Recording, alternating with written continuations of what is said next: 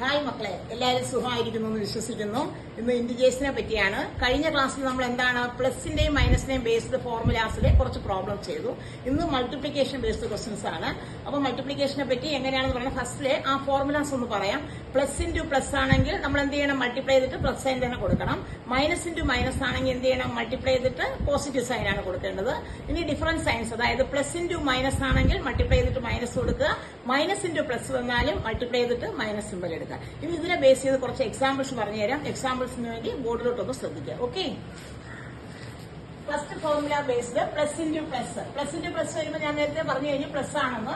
അപ്പൊ അതിന് വേണ്ടി ഒരു എക്സാമ്പിൾ പറയുകയാണ്. Plus 9 into plus 2.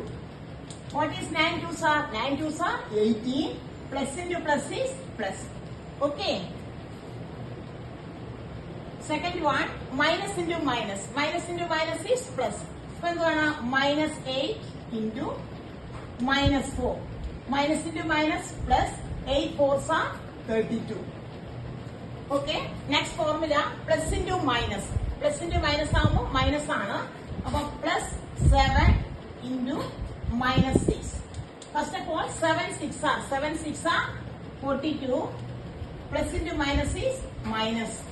Next formula, minus into plus.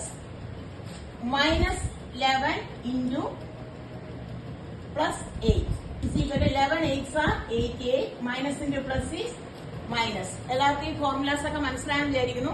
ഞാൻ 2 ക്വസ്റ്റ്യൻ ഒന്ന് ബോർഡിലോട്ട് എഴുതിയിടുന്നുണ്ട്. അതിന്റെ ആൻസർ ഒന്ന് കമന്റ് ബോക്സിൽ ഇട്ടിട്ട് എല്ലാവരും അതിന് റിപ്ലൈ തരിക. എന്നാലേ എനിക്ക് ഈ പ്രോബ്ലംസ് നിങ്ങൾക്ക് മനസ്സിലായി എന്നുള്ളത് വ്യക്തമാകുള്ളൂ. ഓക്കെ,